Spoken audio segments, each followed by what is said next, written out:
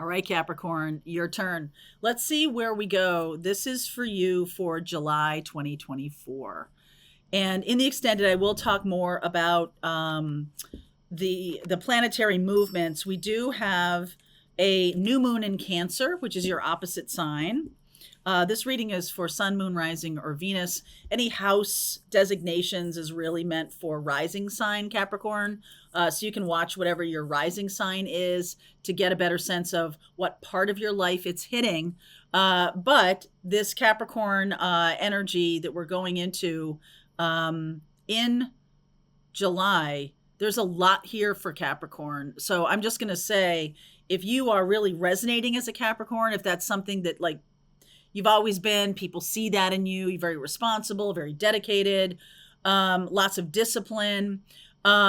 We have a full moon in Capricorn, another one. We had one in June around the solstice, and that was only 1 degree of Capricorn. So it was kind of like full moons are about releasing and letting go.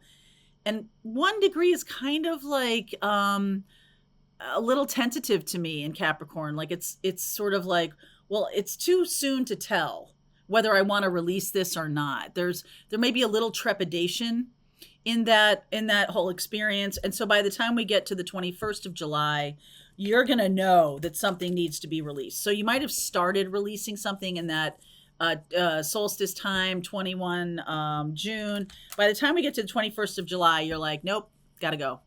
Okay. So you might be seeing that. I'll talk more about this in the extended. It's interesting because we're talking so much about the moon. We have a new moon in Cancer happening the 5th of July. And when we have full moons in Capricorn, the moon is the ruling planet of Cancer, which is the opposite sign. So there's a lot of like mother father energy that can be churned up for people when we're talking about Cancer and Capricorn axis. There can be this: am I too disciplined and rigid, or am I too permissive, or am I loving and generous as opposed to being kind of crotchety and rigid, like not really being very nurturing with yourself. So there's a balance here. Cancer and Capricorn are always paired. If you do have, well, we'll talk about this in my astrology group.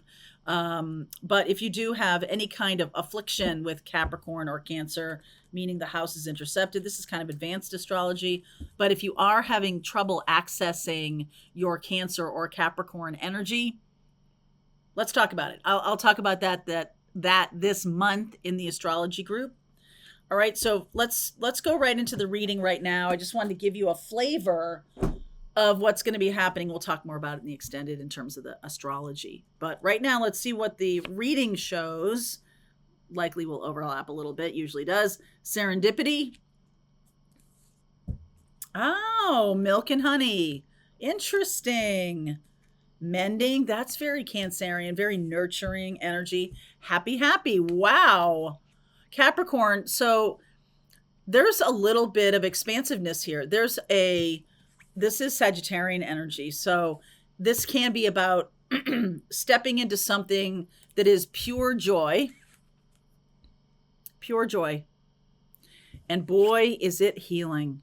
Okay. So some of you have gotten so disciplined with yourself, you've forgotten to nurture yourself. That's where the Cancer energy comes along and is like, oh, come on, let's do something that is going to feel really good, feel really light, feel happy and joyful. It doesn't have to be even purposeful other than just the feeling good. And Capricorn, you might have resisted that in the past, but I feel like July might expand you into that happiness and joy, that real feeling of satisfaction and love and all of that.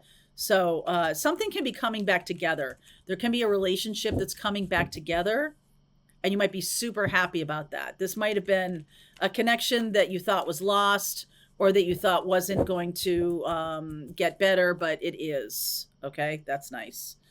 All right, so underneath is the 8 of Swords. King of Pentacles. There you are, Cap. 9 of Swords. Boy, are you tough on yourself. Queen of Pentacles. King and Queen of Pentacles. And the 6 of Pentacles. This can be a parental habit. that you are tough on yourself. Okay. You don't see any way out. There's something that you don't see any way out of right now. So you're going to go throw yourself on the mercy of the court. It's like, I can't figure it out. This is, sometimes problems are above our pay grade. You cannot solve the problem with the same brain that created it. That's why meditation and connecting with your guides is so critical. And some of you are like, you know what? This is all up in your head, all up in your head about how to fix this or whatever. You could be having this within a relationship, a committed relationship that you feel isn't working right now. And you kind of just are like, okay, I just got to know, like, how can I make this better? You kind of just become very vulnerable instead of like thinking you know the way. It's like we've come to the end of the tunnel and been like, I don't know. Help me here. Like, it's almost like you've come to the end of your repertoire. That happened to me one time, many more than one time, but it happened to me this one time I'm thinking about, where I finally just surrendered. I can't figure this out. I don't know. I'm just going to be really vulnerable. I'm just going to ask for help. I don't know what else to do. 4 of Cups. Something is stuck. 3 of Pentacles. Asking for help. Justice. I feel like you're seeking some kind of guidance, right? Like you're, asking someone to give you assistance of some kind. Could be legal assistance. Okay. This is about being a master of something. And you might have access to your friends. They're no help. So you're going to like go towards somebody who has legal experience, or if it, excuse me, if it's not legal, it's definitely clear. Okay. It doesn't have to be legal advice. Justice is usually legal, but this can just be someone who cuts through the bullshit and is just like, oh no, this is what you do. Right. It's just like above your pay grade. Like you don't know how to get from here to there. Someone is going to help here. 2 of Swords. Stop listening to these friends. 3 of Swords. They don't know what they're talking about. 3 of Swords. Page of Wands. This is kind of, whenever this shows up, some of you, maybe a small portion of you, are trying to get a relationship back on track. And you're going to your friends and everything like that. They have their own bias, whatever. So you seek out a therapist, or you seek out a counselor of some kind who has some experience, who has some, who doesn't have the dog in the fight. Like your friends maybe they don't like your spouse. Maybe they don't like your business partner. Maybe they think you're wasting your talents. You should be playing the trombone, or you should be off doing something other than what you're doing. You've been very dedicated and very consistent, but this is just like out of your realm. How do I get happier? How do I get joyful? How come I feel so, it's so grueling? Why can't I get out of my own way here? There's Devil. There's your Capricorn energy. Wow. 7 of Swords and the Sun. Okay.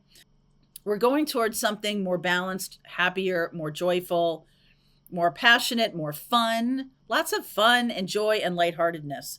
But damn, right now, not so much. This is going to dissipate over the next 3 weeks. By the time we get to that full moon in Capricorn, right? It's a second full moon in Capricorn. You might have tried to release this and nothing happened.